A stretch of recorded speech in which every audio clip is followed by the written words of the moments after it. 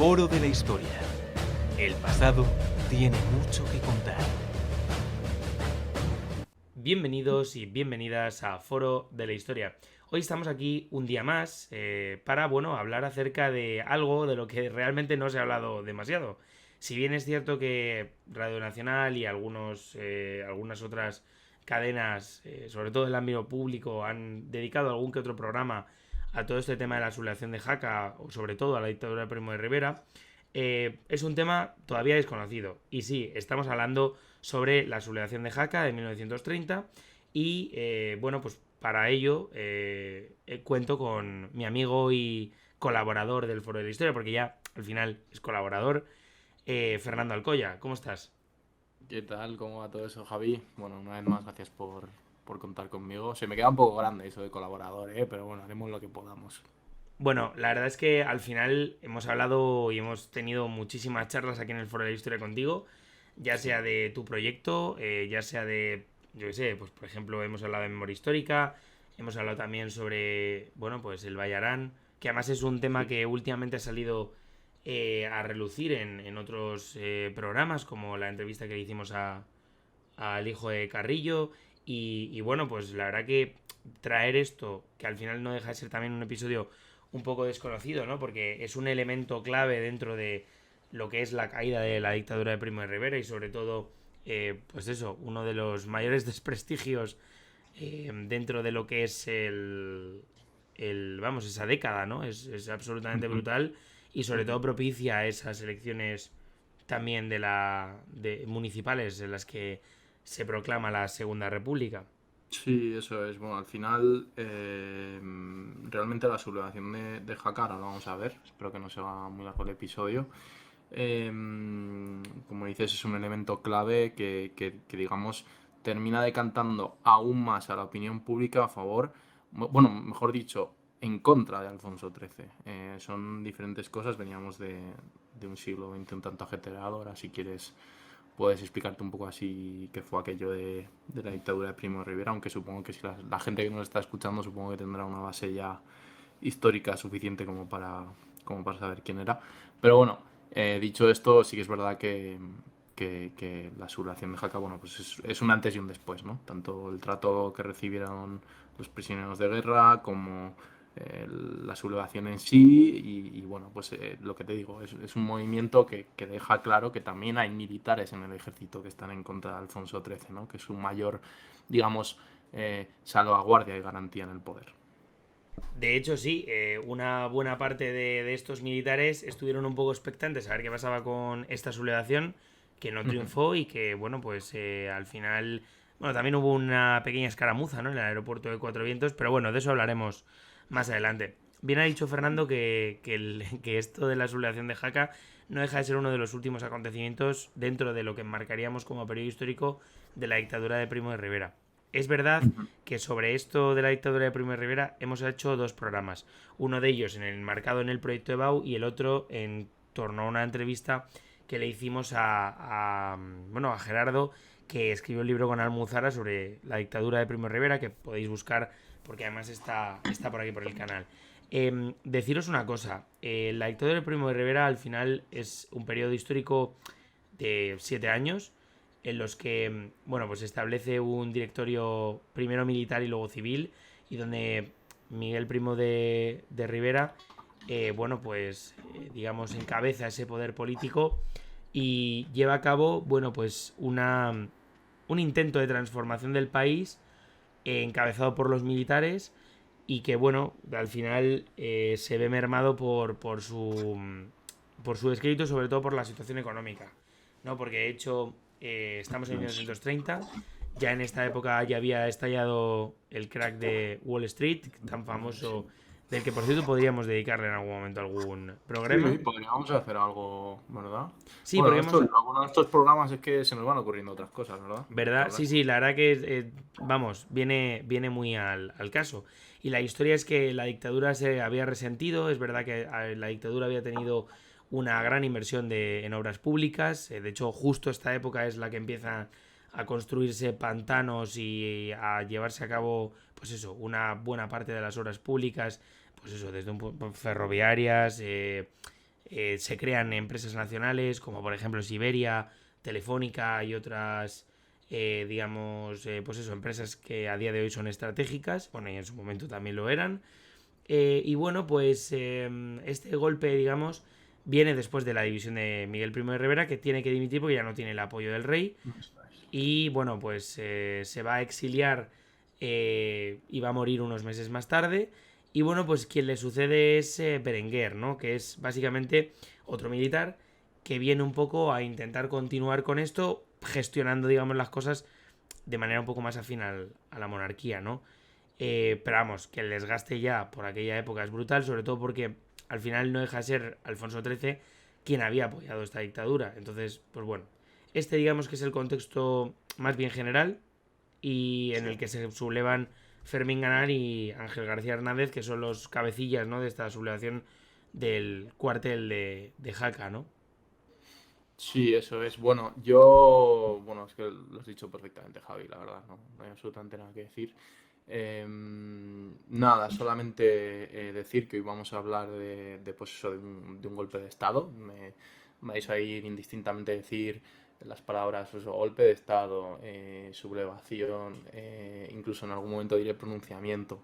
No son exactamente lo mismo en términos ni militares ni historiográficos, pero bueno, lo cierto es que lo de Jaca es un medio camino para algunas cosas en determinadas palabras y determinadas metodologías que se utilizan históricamente. Decir que, no obstante, dicho esto, que yo no soy historiador, que es algo que me gusta decir, yo no estudio historia, sin más, me gusta mucho la historia. Y bueno, yo creo que es de las primeras veces que me enfrento solo pues a la idea de hacer un podcast aquí con Javi.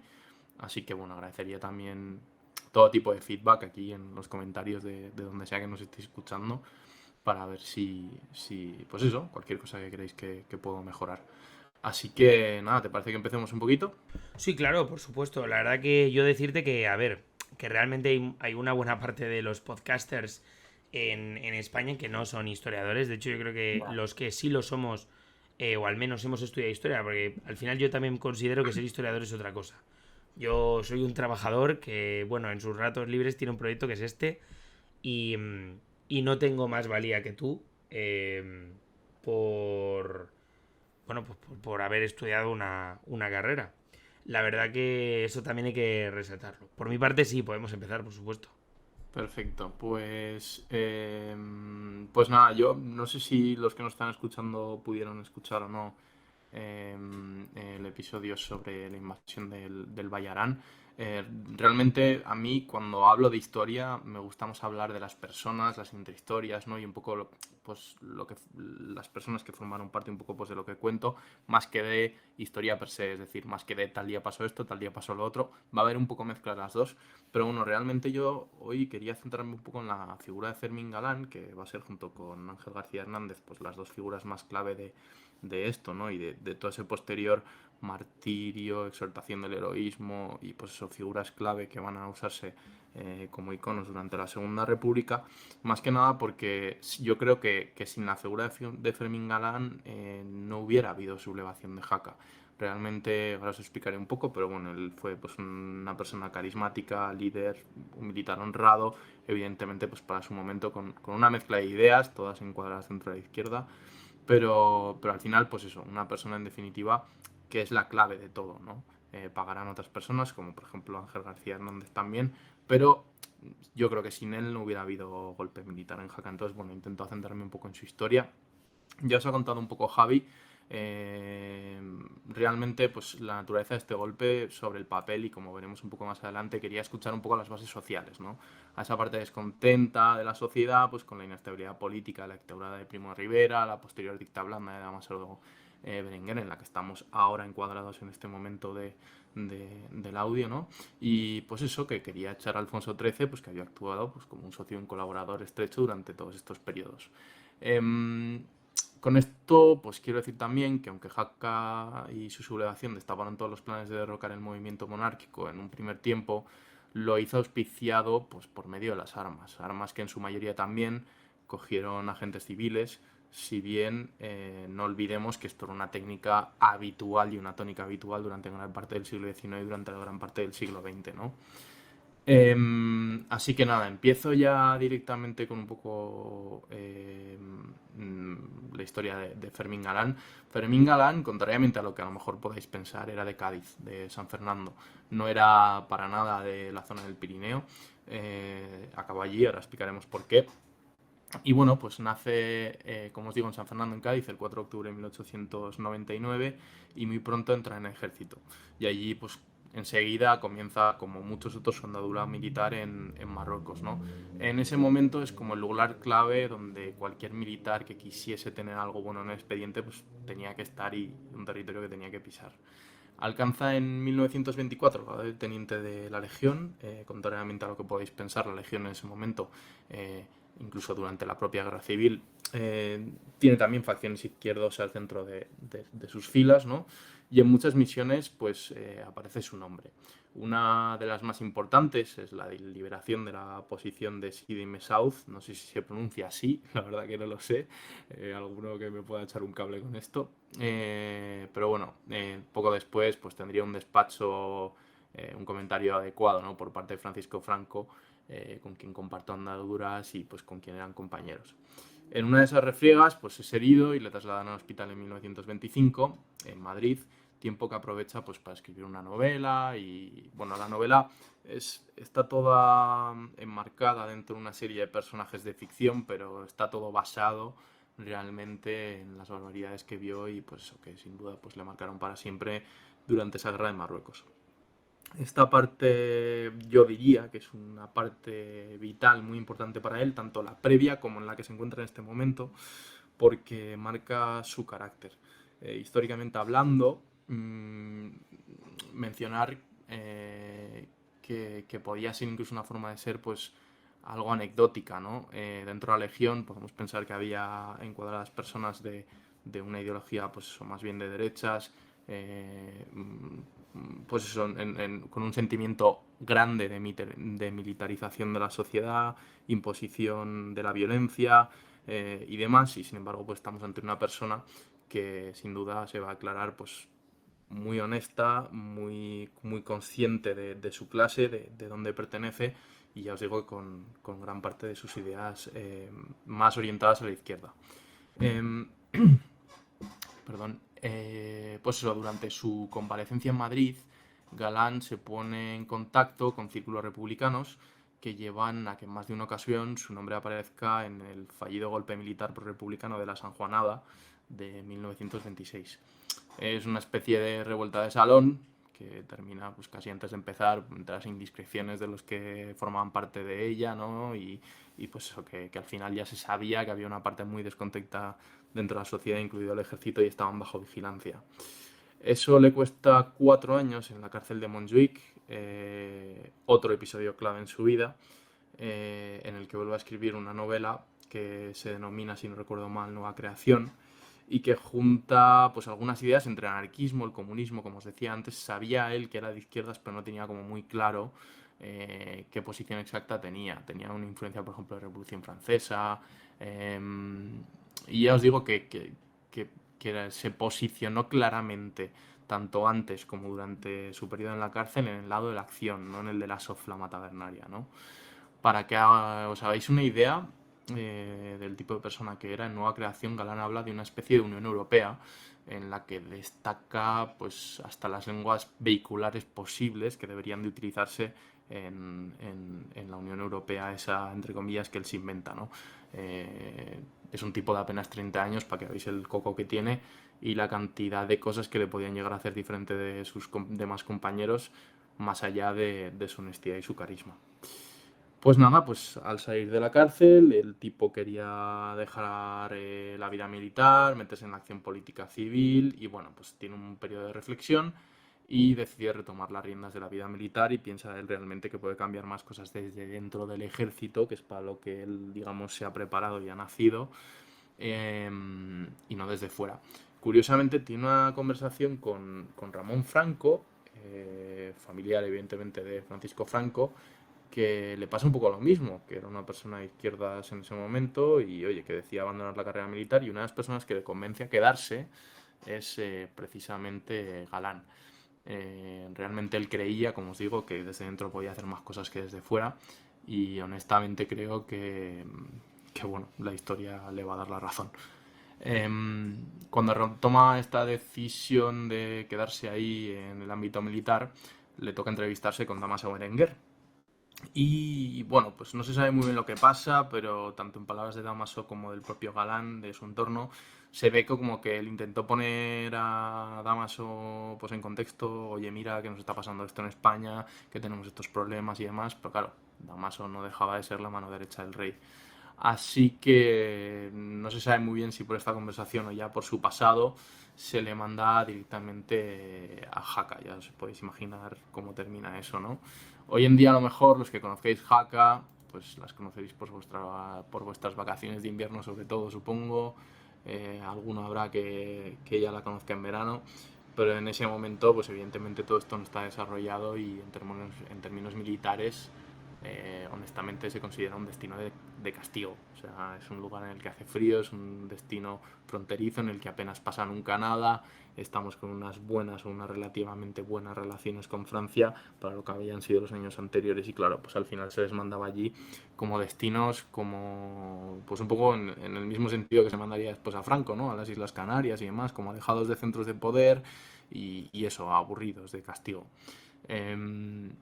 Realmente le sale un poco por la culata, el tiro por la culata a la administración a hacer esto, porque no solamente está, y cojo ese entre comillas, castigado Fermín Galán, sino que hay otras tantas figuras militares que poco o nada tenían que ver con el Estado monárquico y, como podéis entender, pues su afección al régimen era bastante, bastante nula.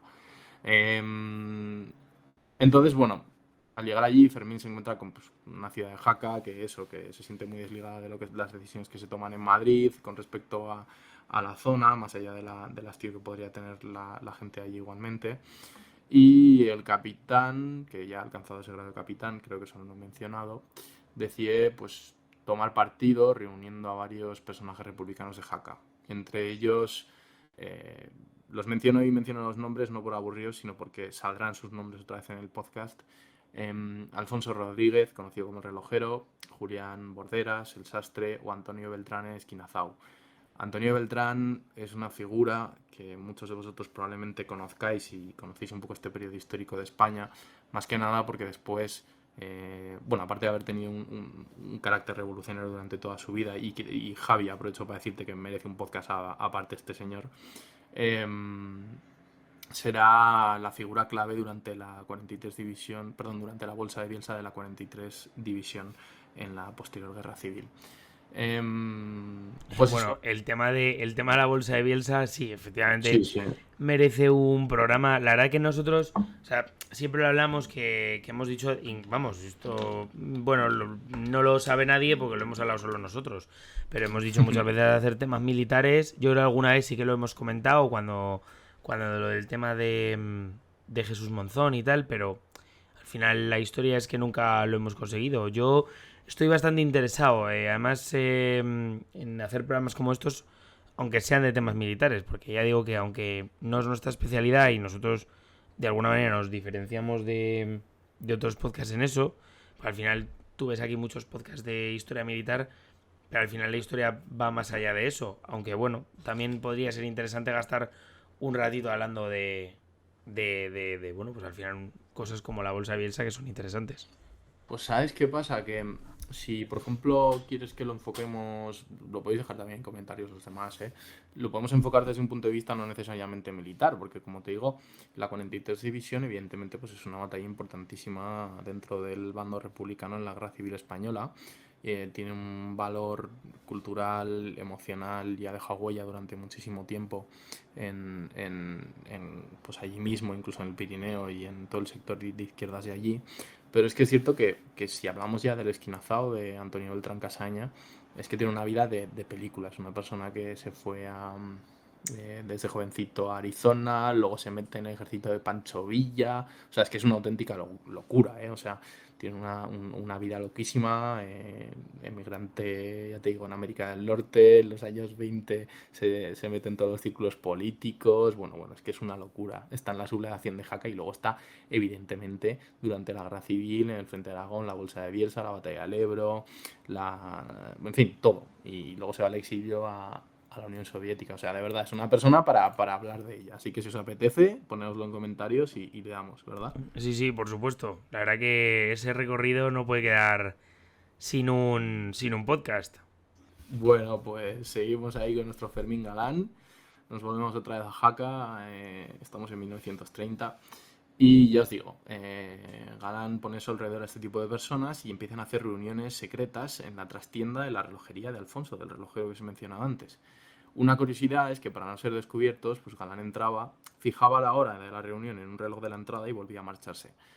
Eh, pues eso, poco a poco se van subiendo al movimiento diferentes capitanes, pues como Sediles, García Hernández, que es el que después van a ser fusilado con él. Incluso empieza a contactar con personas del movimiento más cultural, pues como Ramón Acín, que estaba en ese momento en Huesca.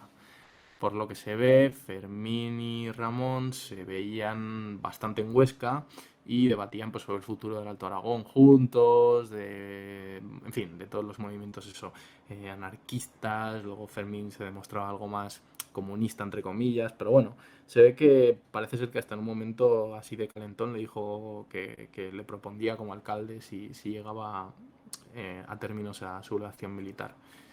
Y bueno, y es que en España, pues como decimos, en ese momento la gente, toda la sociedad no es muy promonárquica, ¿no?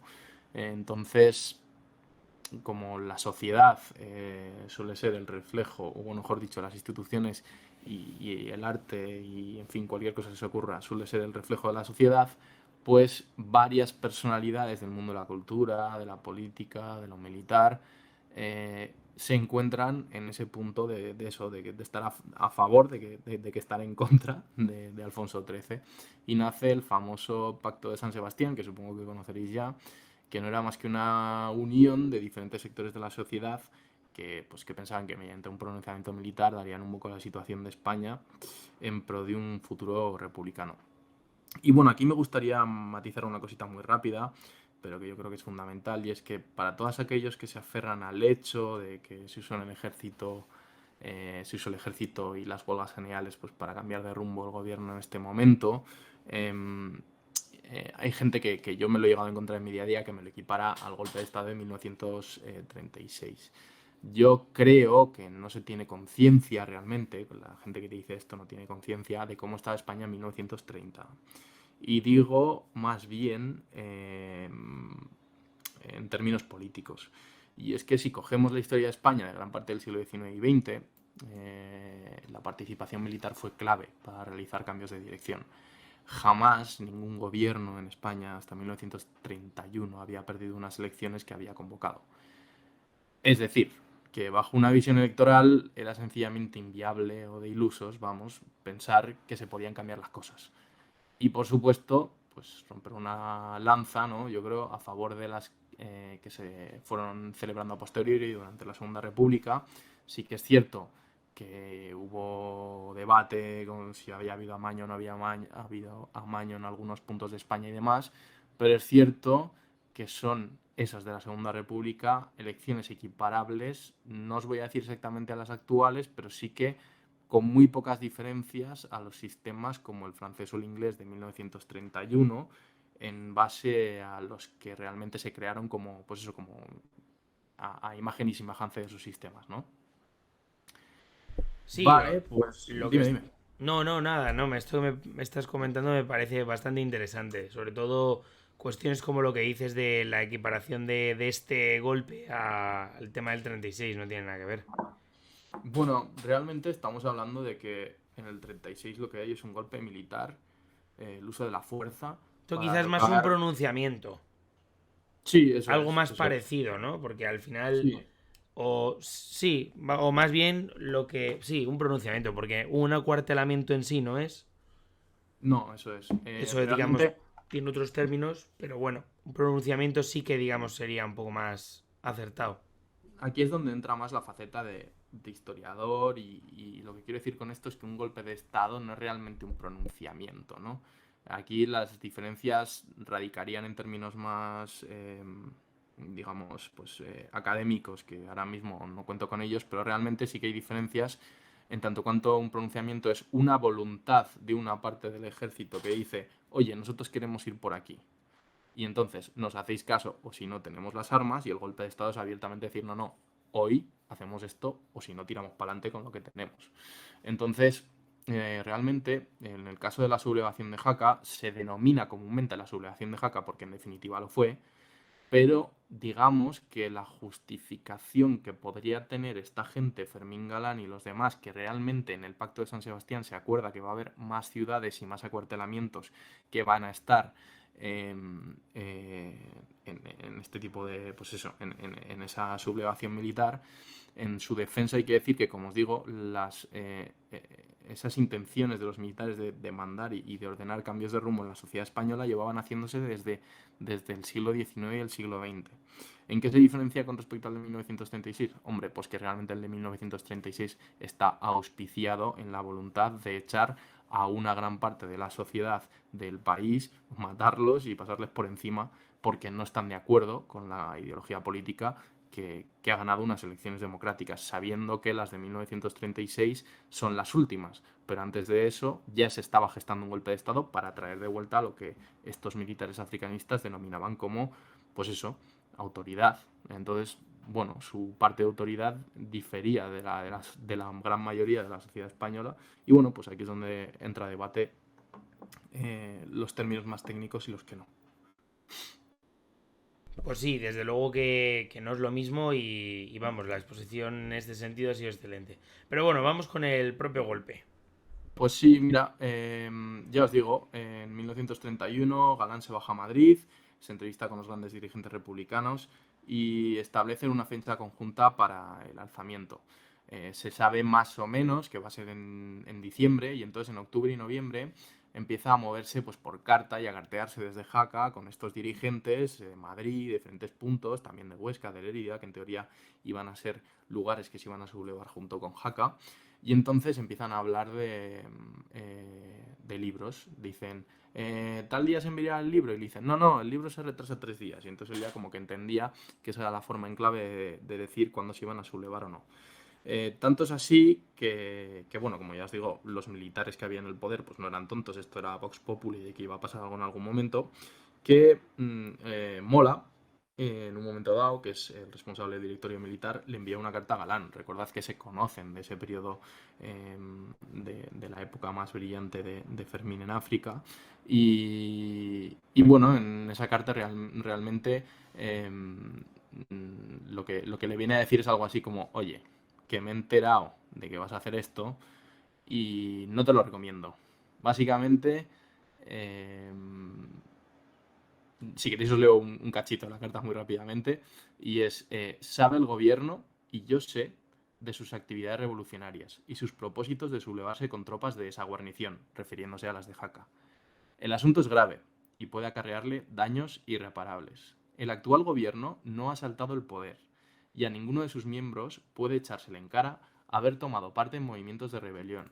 Tienen, pues, las manos libres para dejar que se aplique el Código de Justicia Militar inflexiblemente.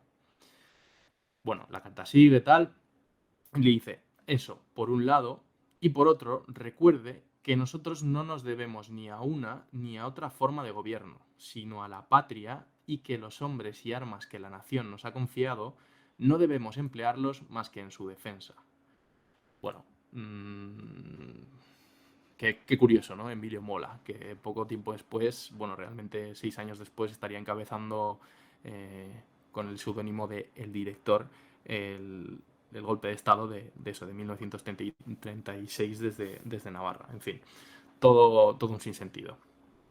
Bueno, Emilio Mola en su momento apoyó la República Sí, eso y, es. y bueno, pues fue virando posiciones hasta llevarle bueno, a esto, ¿no? También os digo que una de las cosas interesantes de este personaje del que por cierto también podríamos dedicar un podcast, es el hecho de que, bueno, no sobrevive a la guerra civil, ya sabéis que muere, me parece que es en el 37 en un accidente aéreo, bueno, que le pasa exactamente igual que a Sanjurjo, O sea, Julfo, sí. Sí, o sea, quiere decir que es casualidad. Bueno, y luego por otra parte, es interesante que probablemente él no quería la España de Franco. Desde luego también era una persona que solo hay que leerle para, bueno, pues comprender un poco qué es lo que querían hacer con sus adversarios políticos, que entre otras cosas eran los que 6 años antes había upado en el poder de alguna manera, porque al final Eso ya no es. es una cuestión de rojos y azules, sino de demócratas bueno, digamos sublevados. Pues sí, y bueno, a mí me gusta mucho lo de esta carta porque ya os digo, se muestra claramente, aquí, como te digo, está sacando a relucir el hecho de que, oye, que es que tenemos que hacer caso, estamos aquí para defender a la patria, que si a la nación, que si los hombres y armas que la nación nos ha confiado, no debemos emplearlos más que en su defensa, y que bueno, lo retórico y lo curioso de esto es que poco tiempo después va a estar encabezando el golpe militar. Entonces, bueno, total, Galán le manda a freír puñetas, realmente creo que ni responde y sigue a lo suyo. Sigue metiendo presión a Madrid, les recuerda que están en diciembre, que están en Jaca, que van a llegar las nevadas, que se van a bloquear los puertos con los accesos al Valle de Aragón, al de Tena, el resto de puertos que en ese momento se utilizaban para pasar a Huesca. Y bueno, que el día 13 empezaban los permisos, 13 de diciembre, para que los soldados volvieran a casa por Navidad. Total, que manda un telegrama de Madrid diciendo día 12 enviar libros. Que era como la consigna para que todo empezase. Y Madrid le tarda un poco en contestar, pero dice, venga, que sí, que empezamos. Claro, él ya está en modo, oye, o hacéis algo vosotros o lo hago yo por mi cuenta. En fin. Total, que nada, la noche del 11 al 12 de diciembre, Galán y otros tantos soldados velan armas en el Hotel Moore.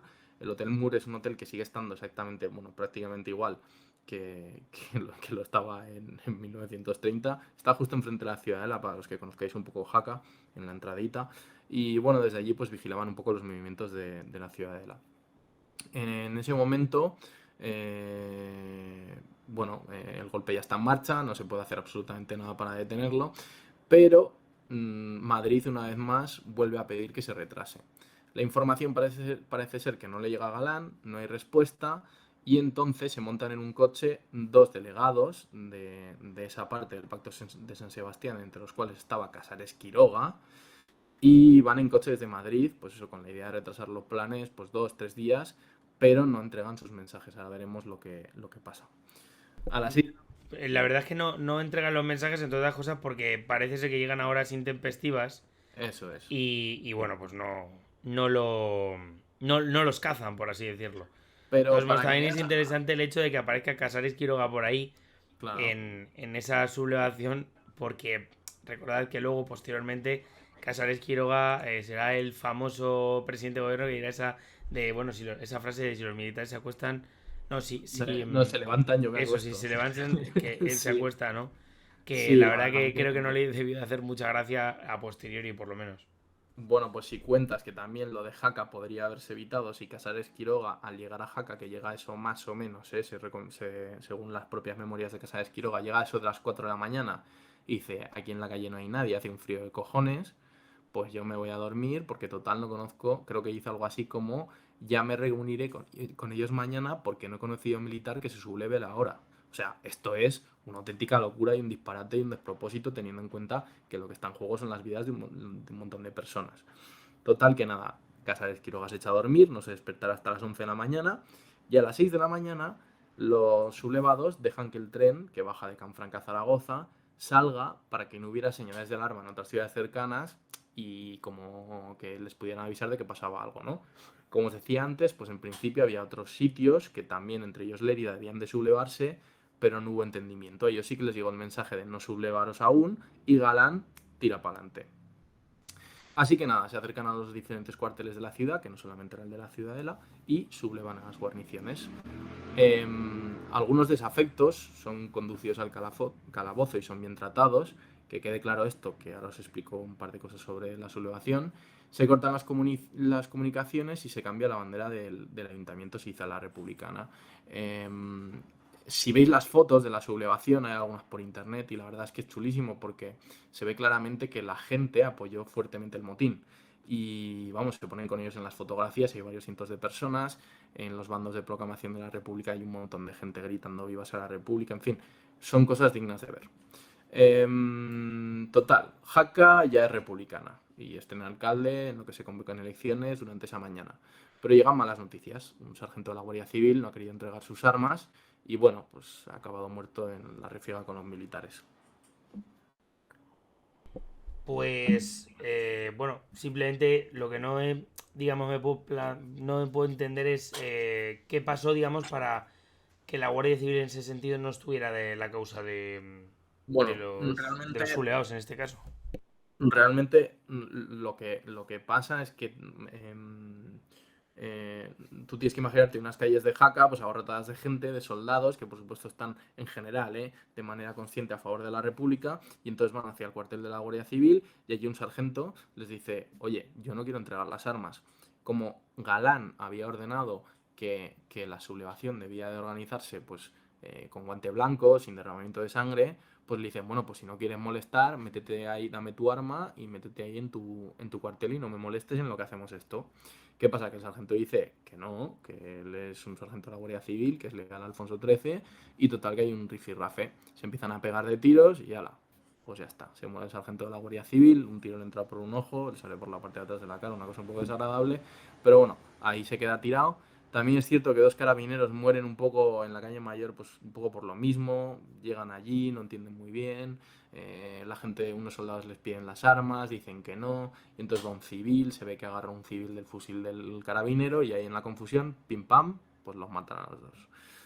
Eh, ya os digo, es un poco un ataque a la moral de los sublevados saber que ha habido víctimas mortales porque, claro, ellos desde un punto de vista estrictamente militar tienen claro que con flores igual no llegaban a ningún lado, pero querían intentar evitar el derramamiento de sangre y bueno, pues al final cosas que podemos entender por qué pasaron, pasan. Y nada, el plan sigue su curso, ya son las 4 de la tarde, un poco de retraso, salen dos columnas militares y con algún miliciano armado en dirección Huesca. Y lo hacen por dos vías diferentes. Uno va por una parte más bien un puerto de montaña, una columna motorizada que, bueno, han requisado unos camiones ahí en Jaca y se han echado a la carretera de Anzánigo. Y luego hay otra que va a ir por la línea ferroviaria de Sabeñánigo. Cuando llegan a Anzánigo, los primeros de repente se encuentran un coche en la carretera que les para de frente con un pequeño número de miembros de la Guardia Civil y van mandados por un gobernador militar de Huesca. Por el gobernador militar de Huesca, que es el general Manuel Las Heras. Total, que se ve que el gobernador militar pues había enterado de que se habían sublevado y dijo, no, yo cojo el coche, me planto allí y a mí me van a tener que hacer caso. Pues ¿qué pasa? Que resulta herido, no sé muy bien por qué, pues os va a pasar un poco lo mismo, ¿no? Me tiene usted que hacer caso, que no, que nos estamos sublevando, que sí, que no, que tal. El uno saca la pistola, le disparan y bueno, pues creo que es un mes después falleció a causa de las heridas. En todo esto, la columna ferroviaria la sabotean, levantan las vías en la altura de los Mayos de Riglos, que supongo que conoceréis si andáis por ahí, y nada, deben de seguir a pie. Llegan a Yerbe, el primer punto de encuentro, donde proclaman la República, y es allí donde una telefonista da la voz de alarma a Zaragoza, que a su vez Zaragoza pues avisa al gobierno central y explica lo que está pasando, ¿no? Ya entonces se confirman los rumores, oye, algo tiene que estar pasando en Jaca, pero no sabemos el qué, pues ya está, me lo está confirmando esta telefonista, me está diciendo lo que pasa en tiempo real, hay unos señores aquí, han proclamado la República, han quitado al otro alcalde, están dándose un festín, porque los vecinos de Ayerbe les dieron de comer y de beber todo lo que quisieron y más, y están montando una fiesta, están montando un partido aquí de trabajadores y de campesinos, y dicen que se van para Huesca. ¿Qué hacen? Pues sale una columna gubernamental desde Zaragoza y organizan unas pocas tropas que había en Huesca y van a su encuentro. Se encuentran en un sitio que se llama las Lomas de Cillas, que no está, yo creo que está a unos 3 kilómetros de Huesca o así, pero bueno, la verdad que también sería tristemente conocido durante la Guerra Civil esa zona por los combates que hubo. Y primero de todo, Galán manda un coche con la bandera blanca a parlamentar con ellos y propone que se unan a la revolución, pero la verdad que los otros le responden con una descarga de artillería. Y nada, ahí acaba el sueño republicano enseguida, el descontrol es total, la desbandada es generalizada y bueno, algunos oficiales consiguen entregarse con sus hombres, que son un poco así los que mantienen un poco más la calma, otros se van hacia la frontera, por mitad del monte, en fin. La jornada termina mal para los rebeldes y se intentan replegar hasta Yerbe algunos, donde finalmente pues se rinden ya los últimos, ¿no? Bueno, pues al final acaba, digamos, de aquella manera y se rinden y bueno, ¿y qué pasa? Porque quiero decir, al final a ellos los ejecutan, Sí, pues pues mira, Galán realmente eh, consigue escapar. Se había subido a un coche y bueno, se había ido un coche hasta Viscarroes, que es un pueblo que está un poquito al sur de Ayerbe, el sitio que hemos mencionado antes, ¿vale? Entre Almudévar y Huesca y un poquito al oeste. Y entonces una vez allí, el gacho como que empieza a reflexionar y dice, soy el responsable último de los actos que se han cometido, no puedo dejar a mis hombres así tirados, y el tío tiene ese cargo de conciencia, se da la vuelta y se presenta ante la autoridad civil, no quiso entregarse ante la autoridad militar, y bueno, pues le condenan a juicio de guerra sumarísimo, que por cierto se celebra en apenas 24 horas. El juicio es pues prácticamente una farsa, no en un sentido estrictamente jurídico, que también, porque no les dieron mucho tiempo para preparar una defensa, sino que bueno, pues realmente muchos de los que estaban enjuiciando a Fermín Galán eran antiguos compañeros suyos que le habían dicho, sí, sí, yo me sublevo contigo.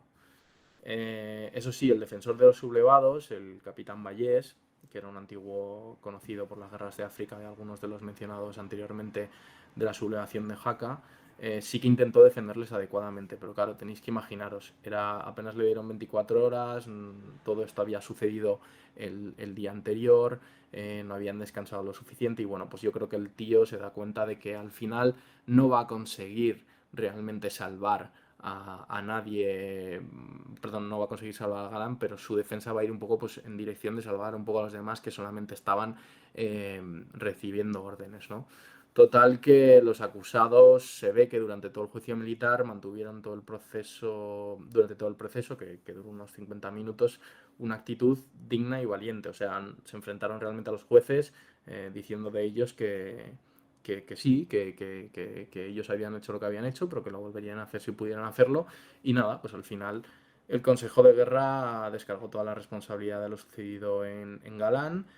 Sí que es verdad que también la descargó en el capitán García Hernández porque se entendía que no era un simple sujeto que andaba por ahí y al que le dijeran, toma, coge esta pistola y haz esto, sino que participó activamente. Y bueno, ni el general Berenguer ni el rey Alfonso XIII accedieron a conmutar la pena de muerte, a pesar de las peticiones de clemencia que recibieron desde diversas instancias nacionales e internacionales. La ejecución finalmente se produjo el 14 de diciembre, perdón, o sea, veis que estamos hablando de fechas súper seguidas en el tiempo. 12 nos sublevamos, 13 nos pillan y tenemos juicio, 14 me ejecutan. Casualmente el 14 de diciembre era domingo, y bueno, pues en domingo no se fusilaba, pero lo cierto es que tampoco lo tuvieron demasiado en cuenta y decidieron, yo creo que más bien en un alarde de estos de, pues eso, de tirar hacia adelante y de mostrar superioridad y dureza con respecto a los sublevados, pues dijeron los fusilamos hoy. Eso también que sepáis causó bastante conmoción social en parte de la sociedad, pues eso que era católica y demás. Y bueno, la opinión pública se puso de parte de ellos dos. Una ultimísima curiosidad es que se ve que el propio Galán fue el que, mirando a los ojos a los 18 soldados que le iban a ejecutar, les dio la orden de fuego él. De los 18 soldados que dispararon, solamente, entre comillas, solamente 9 hicieron impacto, significa que los otros 9, bueno, fallaron o hicieron por fallar. Y, por ejemplo, yo creo que este es un momento clave porque se nota enseguida eh, esa parte que va a venir después, ¿no? Ensalzada durante toda la Segunda República, en la que se ve que hay una gente que ha hecho una cosa, pero que si tiene los medios para volverla a hacer, la volvería a hacer. Y lo hace todo en pro de la libertad, de la democracia, de la república, contra los tiranos. Entonces, bueno, ahí es donde empezamos a generar toda esa parafernalia alrededor de las figuras de Galán y de García. Es innumerable. Durante toda la Segunda República, el mismísimo Azaña dice algo así como que, sacado de sus memorias, que la monarquía cometió el disparate de fusilar a Galán y a García Hernández, y pues que era un disparate que influyó no poco en la caída del trono. La opinión pública cayó completamente en contra de Alfonso XIII y de Dámaso Berenguer, y bueno, Lerroux también estaba de acuerdo, muchos dijeron mucho parecido. Antonio Machado llegó a hacer un pequeño poema, La primavera ha venido, decía, de brazos del capitán, niñas, cantad a corro, viva Fermín Galán. Como os digo, aquí termina un poco la aventura republicana, espero no haber sido demasiado denso, perdón. Pero bueno, quería marcar estas dos cositas así al final del podcast para que se viera un poco también la importancia, ¿no?, de Jaca, la figura de Jaca, de lo que pasó también después durante la Segunda República Española. Fue lugar al que fueron, por ejemplo, Lorca, creo que fueron 2 ocasiones, para conocer un poco los lugares del suceso. Fue con su compañía de teatro ambulante. Se ve que improvisó unos poemas allí en honor a los 2 soldados. Durante la mismísima guerra civil, el cementerio en el que están enterrados, en el cementerio de Huesca, los 2 soldados, bueno, los 2 capitanes, fue motivo de peregrinación durante mucho tiempo, y hoy en día también la podéis visitar. Las tumbas de Galán y de García siguen ahí. Sí que es cierto que yo siempre he tenido la curiosidad de saber cómo es que han sobrevivido a tanto tiempo, y siempre me pregunto si de verdad habrá algo guardado dentro de las tumbas que se corresponda con los restos óseos de ellos dos, más que nada porque si tenemos en cuenta que siempre está esa parte durante la guerra civil en la que el frente de Huesca se estabilizó, entre otras, en el cementerio de Huesca, y que esas 2 tumbas fueron objeto de peregrinación republicana durante muchos años, no me creo que después de la guerra los franquistas las dejaran ahí y miraran a otro lado como si nada. No lo sé, eso ya es una interpretación mía, pero bueno, si queréis podéis pasar a verlas. El cementerio de Huesca también merece un podcast aparte, de las cosas chulas que podéis encontrar allí. Y como curiosidad, también el gobernador militar que os he mencionado antes de Huesca está enterrado a pocos metros de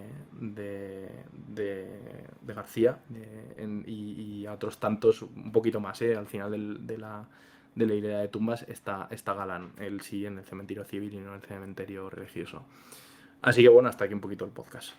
Bueno, la verdad que creo que ha quedado bastante bien, creo que ha sido muy interesante el tema, y bueno, al final no deja de ser el hablar sobre un suceso, bueno, un hecho histórico que sucedió y que no, bueno, pues que del que no se le ha dado demasiada importancia. Aquí nosotros nos gusta dar importancia y dar minutos y espacio a este tipo de, digamos, de programas, porque creo que además, ya no solo que Fernando habla muy bien, que ya lo sabéis, sino también, y lo habéis comprobado, sino también un poco bueno, que esto también entra dentro un poco de ese ejercicio de memoria histórica que hacemos a veces, de decir, bueno, hay ciertos episodios que han quedado olvidados y que creo que merece la pena recuperar, además con bastante detalle.